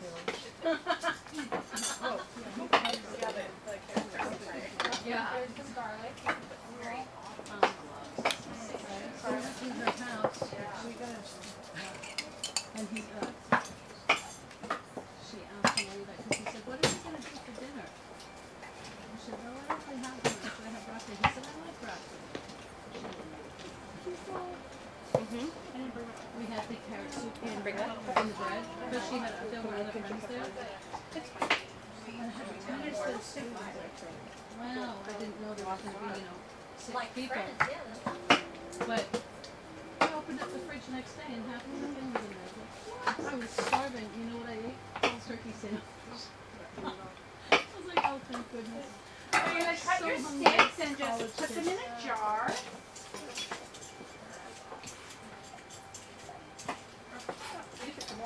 These make really, really nice little housewarming gift kind of things too. Great, yeah. You know? Absolutely. Yeah. Grab a bunch of those. Sometimes I'll do just whatever vegetables I have, and I'll just do all of them together. Radishes, turnip, carrot, garlic, onion, anything. Oh, love to put jalapenos in my mixed vegetables. Love that personally. So then I just fresh, yeah, just stick them in there and let them, and just do this lacto fermentation process on them. It's great. So then I have some whey from my kefir that I made yesterday. So we're just going to put, I usually do this in a big jar, and I I put should about, come back here just so they can oh hear. yeah, Sorry. okay. I'm borrowing yours, Susanna, then. Come my way. Okay, so like I usually make it like in a quart jar, and I'll put like with a few tablespoons, a tablespoon or two. But so I'm just gonna put a little, not that much, just to jump start the fermentation because we're not gonna squeeze them or anything. So just that much. And now I'm gonna put some salt. I noticed you didn't mix it up. It's in. Oh yeah, some of the milk solids are at the bottom, so I just left it there. Yeah, right. Gonna put a little salt. That's good. And some dill. There we go. And you can put your garlic in there, and then fill it up with filtered water to cover the carrots. Whey. Yeah, so it's whey from, she brewed her kefir a little bit longer so that it would separate. Yeah. It could be way from making yogurt or something. Yes. Bless you. Whatever way you want to If you want to add, yeah, that's fine. That's great. So then go ahead and load up your, depending on Super good. two. Oh, she didn't show her garlic. Down there. No. But of course, peel. So, okay, please, ma'am, I'll have some more. Okay. So, your garlic tricks, which you don't know, but so I was reading, because I don't have two matching bowls like this, which I want to get though, but, so I looked it up to see what other people could possibly use, and someone said they use just like a candy jar, a glass jar, that their husband did. So I did. Pretty good. Not as well as yours did. And I asked my husband, I was like, no, but it's really hard. But it was really great. So should we cut a little bit here, huh? And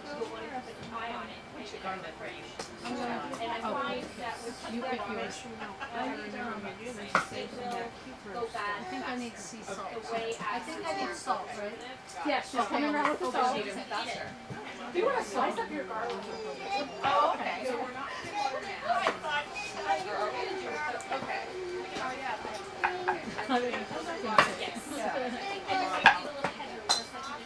Okay, so.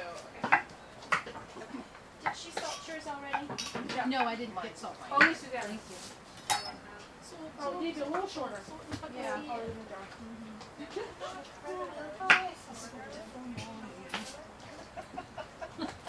Okay, when you're pouring the water in, make sure to leave that 1 inch of headroom. Yeah. Best you can. And for this particular fermentation, you're going to want to go ahead and close it, and you're going to leave it closed.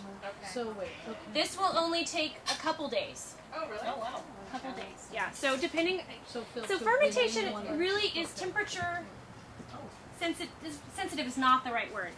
But the faster, the hotter it is, the faster it's going to ferment, right? So the colder it is, the longer it's going to take. Do you want a little more? A dark place. Yeah. We Yeah. put them both together. We can for a while, but this one will stay for a few to That's maybe 6 weeks. a and this really will good be question. Just, okay. Yes. So the question is, can you put your fermented products together? If they're sealed, absolutely. I always have kombucha brewing on my kitchen counter. I also always have kefir. If I put the kombucha and the kefir right next to one another, the bacteria can cross-contaminate one another, and it will cause it to deteriorate faster. So what I do is I put my kefir on one end of the kitchen, and I put my kombucha on the other end of the kitchen, or in my provision closet. So any fermentation that are open, so you just have that coffee filter on the top so that you're letting air get in there. Those are the ones that you want to keep separated from one another. Okay. But if they have a lid on them, then you're fine. They can sit right next to each other and play nicely. Yes. Cover the carrots with water. Okay, so this we cover tightly? Yes. Okay.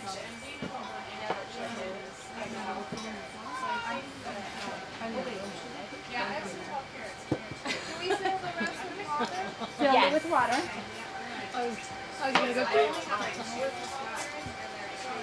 This one could be tight. That one we have the coffee filter.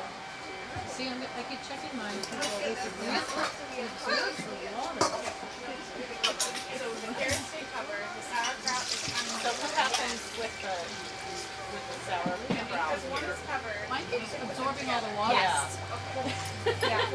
That's why we get home and then check them. No, those are great questions. If it's high, should we take some of the sauerkraut? Should that out? dress?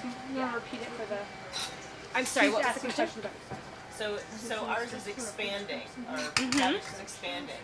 So it expands to the point where we can't really top it off with water. Should we get rid of some of the sauerkraut? You- or should okay, we or so- put it in a different? Let me just repeat the question. Yeah.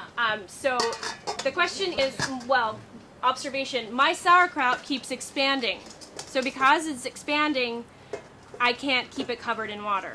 So you can take it home and put it in a larger jar. That's totally acceptable. When I'm making sauerkraut at home, I make it in a crock like this, or I make it in a big pickle jar. And what I do is I put the kraut in to get it covered with water, and then just like we weighted the Napa cabbage for the kimchi, I will weight my sauerkraut so that I'm forcing the cabbage to stay underneath the water. So for this one, I'll put a plate and a brick Yeah. or another jar of something, just so that it's covered and it's weighted and heavy. So that you wouldn't use, of course, a coffee filter unless for an This but no, so you I use I cheesecloth or use something? Cotton cloth. just use a Yeah. tight knit towel, one that isn't gonna be real fibrous to get the fiber. You know, because there's a difference, right? The fluffy ones, no, but a good tea towel, Yeah. that's fine. Yeah. Not So a cheesecloth because you don't want the flies to go. right. Right, So 'cause I would that's just too cover thin. it and then take some twine and tie it off really nicely. Yeah. Now they do make sauerkraut crocks that take all the guesswork about covering and weighting out of it. They're more expensive. You can order them, but they come with a weight and they come with a lid, and and what they do is they allow you to pour an additional amount of water in the top of the lid to ensure that you have a complete seal. So that so if you're nervous at all, that's the way to go. Right. But Grandma did it this way, so I get a lot of inspiration from my grandma. So that's the way I do it. Okay, so we're gonna finish with kimchi. Finish our cabbage, Napa cabbage that has been sitting here. So I dumped out the salt water and rinsed it with some pure water and some colander, kind of dripping. I leave it for about 10 minutes or so to make sure that it's actually dripping. So while this drips, we're gonna prepare the rest of the ingredients for the kimchi. So you have a daikon radish on your table. You can peel that and cut it into matchsticks.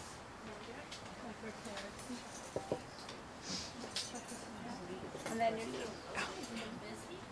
You want to peel it?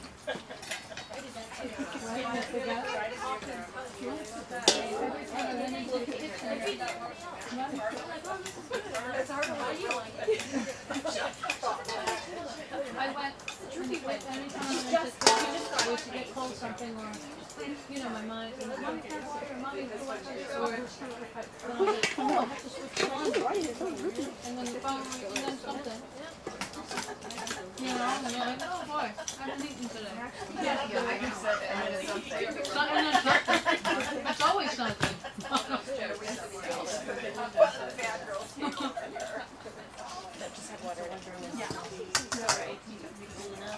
Okay.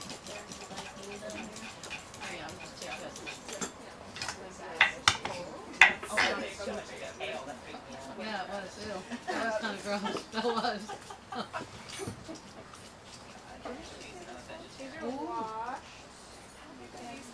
Oh, that's part of, okay. I'm just wanting to know, like, it's really Wait, I hope we're not putting powder in There are radish jokes going on over here. Oh yeah. Oh dear, oh dear. So how big is a jar? I want to know. Same size jar, half pint jar. Oh, this is that how we do it. Half pint jar. and then you cut these into like Right, so the same size. And then how? yeah, about half inch to an inch. Oh, this is it. Yeah, daikon.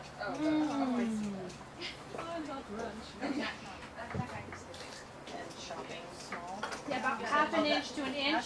Yeah, the green onions about a half an inch to an inch.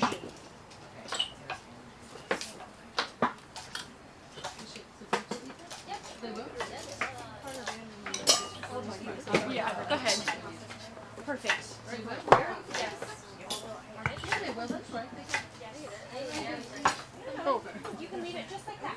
Yeah. Just for flavor? So I'm not sure. Yes. I mean, you can hit too. It'll be all nice and pickly when you're done. So what do we do with this? You can use the green parts too. You can use the green parts, right? Yeah, yeah. Onions. Yeah, Use the green parts. Use the whole thing. I wasn't sure. Yeah, but get your. Less Okay. doggy. I gave all my knives away.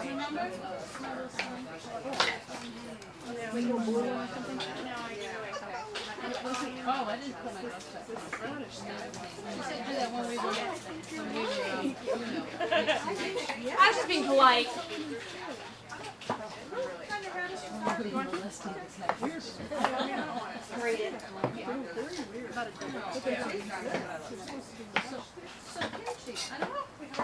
we're gonna put them in the same now? Okay, no, don't put it in yet. You're gonna mix up a big batch of kimchi. This is where you're gonna smell really nice. So. Okay, so everyone got their matchsticks and their green onions. You can put that in the bowl. You need a bowl. make snack sticks and green onions in bowl. These also. Right? Have this fit it out? Apparently I didn't know what the match. Okay, the cabbage is okay. Orange I mix haze from mangoes, crimson sugar, onions, onions and cabbage, and paste. Okay, so they're making the paste. I was like, uh-oh, do you need this Put one? the green onions, the radishes, and this cabbage in your bowl. We'll come around the sun and divide it up amongst you.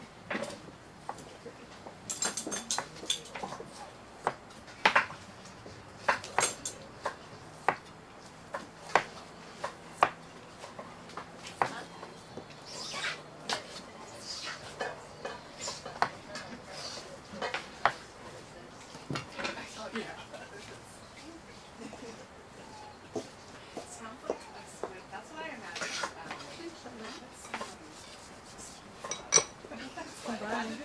Combine them in a bowl.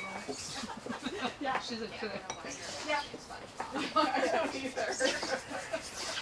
And Squidward. On the top of my head, it's just Okay, so we're gonna make us a little sauce here. That's gonna be that red sauce.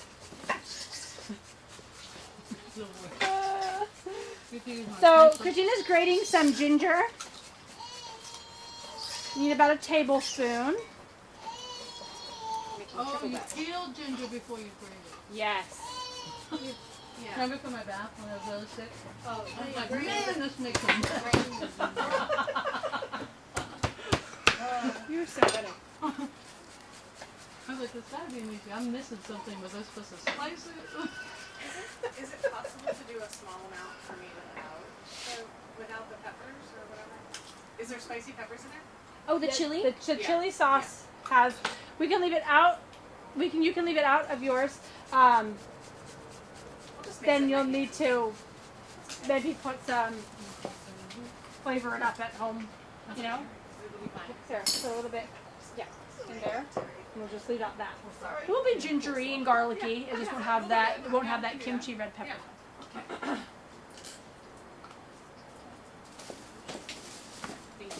No problem.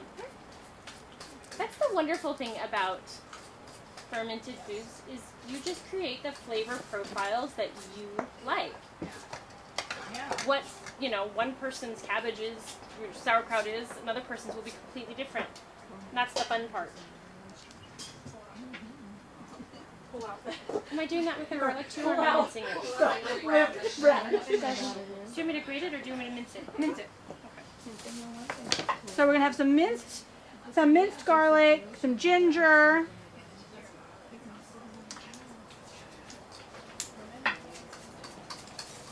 The red chili paste.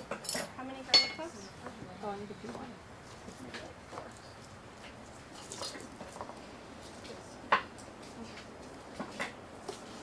So Dajin does this really cool trick, which we're not going to show you, but the fast way to do it, garlic, you guys know how to peel it really fast?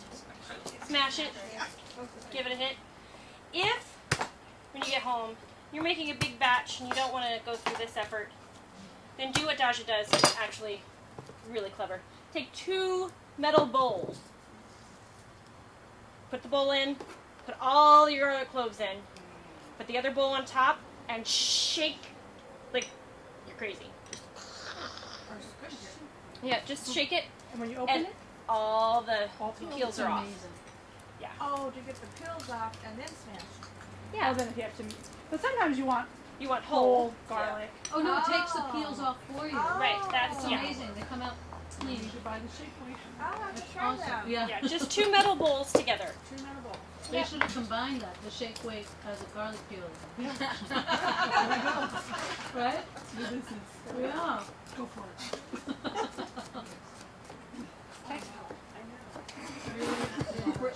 And a little bit of sugar.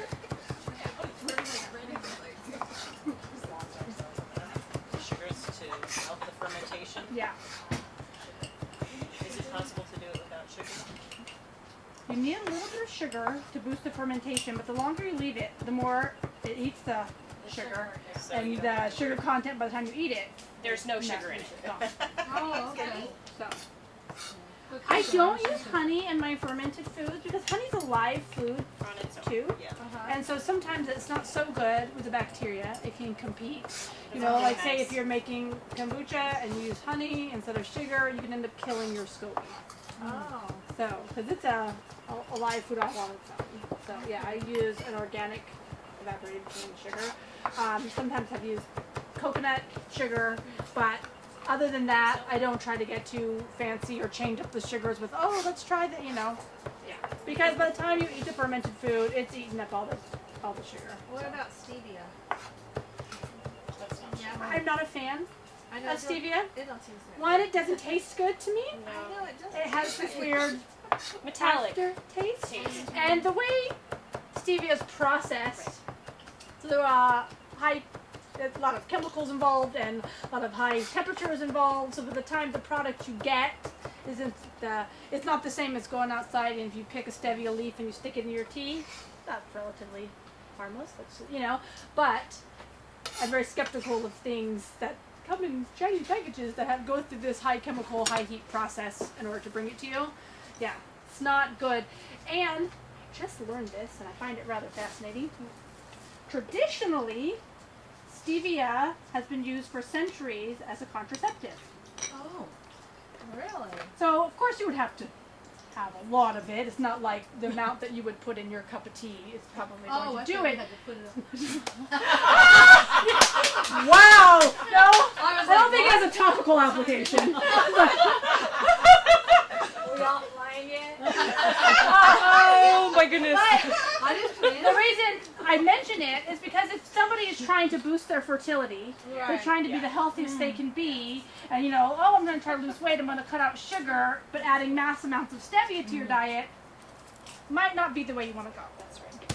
So, yeah, Right. that's hormone interaction. So, yeah, so yeah, either way, it's if you want something sweet, sugar in moderation, you know, or honey, it's just not, you know, I'm very skeptical of anything that's new, that hasn't been Right. traditionally used for thousands of years.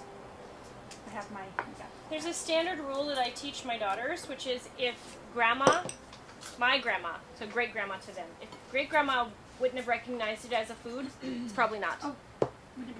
That's why I just I use thought it sugar was in it. natural, but maybe yours. Well, the stevia plant is natural. So if you want to go pick a leaf off the stevia plant and stick it in your tea, you're not going to get the chemical additives that to process it. You might get that sweetness, but you would still have that weird aftertaste of stevia. To me, it just doesn't add anything to. And like any herb, it's going, I mean, there are It's medicinal fixed oxygen? qualities. No, I don't know what the ingredients are. Anchovies, salt, sugar. That's it. It's just the anchovies that are pressed and it's their saucy goodness. What's that called? Dish sauce. Oh. It adds just a little bit of that umami flavor to your kimchi. If you don't like it, you can leave it out. Or if you're cooking for a vegan, you can add seaweed or something, or kelp powder instead to get that flavor.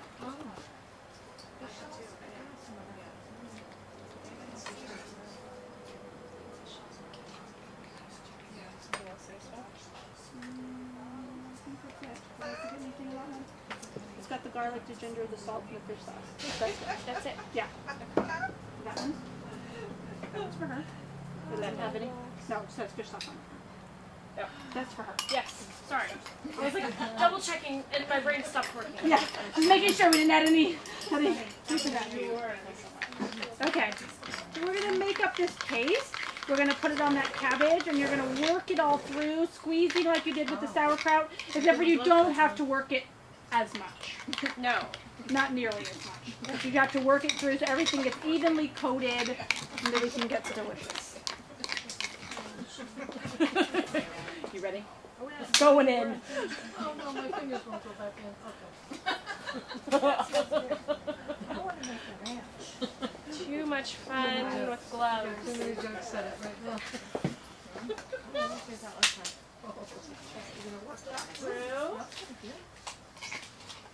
Now the Korean red chili paste, and maybe in a future workshop we'll make a fermented red chili paste from scratch. This one is from the store. This one's from the store because we just haven't got around to that. But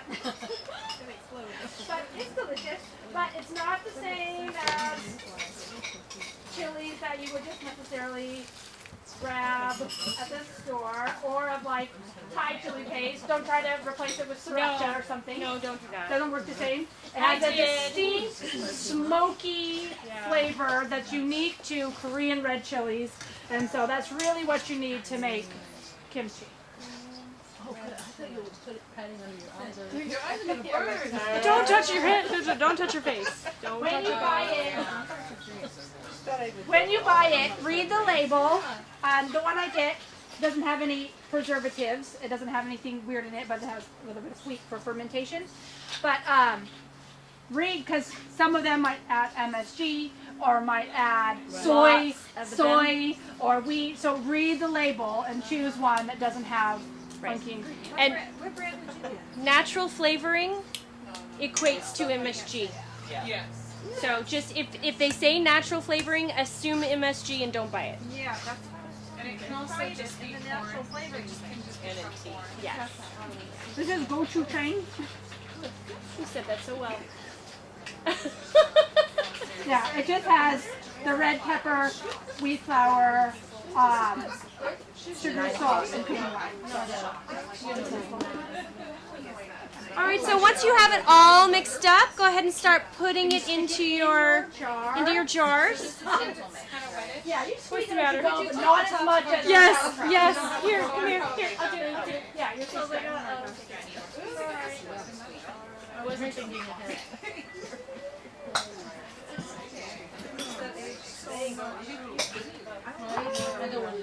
So after you shove this one down in your jar, make sure that the liquid is covering it. If not, add a little bit of water. Cap it tightly. Stick it on the shelf. And it is ready somewhere around 5 days. Test it. Taste it at 3 days. Taste it at 5 days. You can go in days if your house is cool. You need to check it every day or two and burp it. Yes. Because it will just spread its. Because as it sits, it will produce a lot more juice than it has in it right now.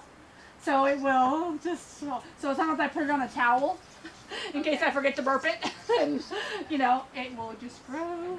So the ferment is draining off the So just burping, I just hold it over the sink with the towel and just like that. Let the air out. And you hear like a. So we don't. And you'll see the bubbles start to rise up. This one you do put the lid on then. You're gonna ferment with the lid on. Lid on. Lid on. Tightly Yes. covered. How do you know if it's too long? Oh, it's just going to get stronger. It's not going to go too long. So if you forget it and you go, oh my goodness, the kimchi's been there 2 weeks. It's fine. Just taste it. It's just going to be stronger. I like mine generally about 5 days. Then I take it and I stick it in the refrigerator and we eat it. But depending on the temperature of your house and your taste, you can let yours go longer. Yeah. So make sure you pack your jars really tight. But leave a But headroom. leave a little headroom. Leave a headroom because it'll grow. It's powerful. Yeah.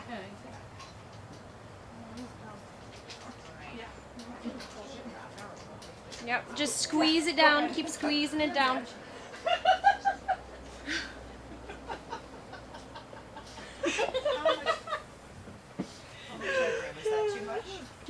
looking good. You guys are on the party list from now on. You have to look. Yeah, well, if it's not if you don't have any liquid, but not a lot, because it will grow still. It'll grow still, Nicole. Just It will? yeah, it will Okay. grow still, just a little.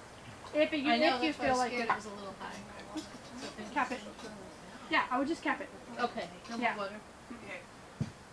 Yeah. I know. Yeah, I need want me to to do eat it it. since your hands are So good. sticky? Okay. Yeah. So go ahead and cap. Oh yes, I used it to rinse my cabbage. I stole your water Sorry. because I used up all of mine.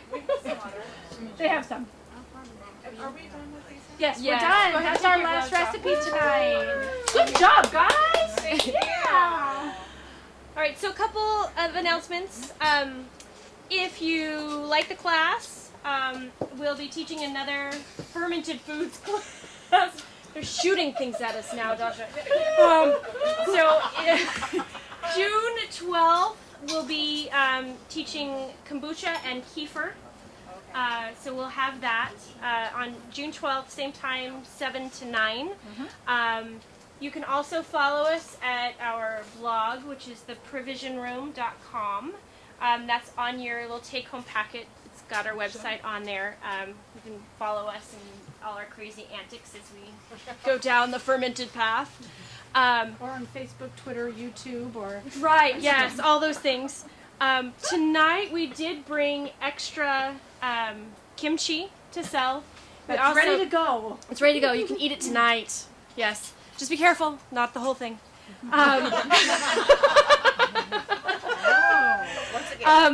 We also brought some of our probiotic ranch dressing. If you like that, you can take that home.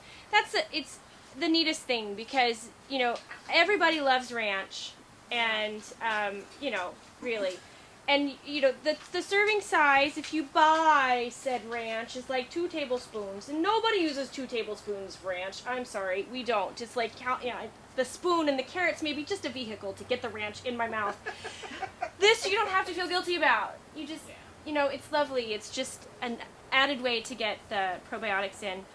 We also, if you are interested in starting to make your own kefir. We didn't talk about that tonight, but we did bring kefir grains with us if you need those. I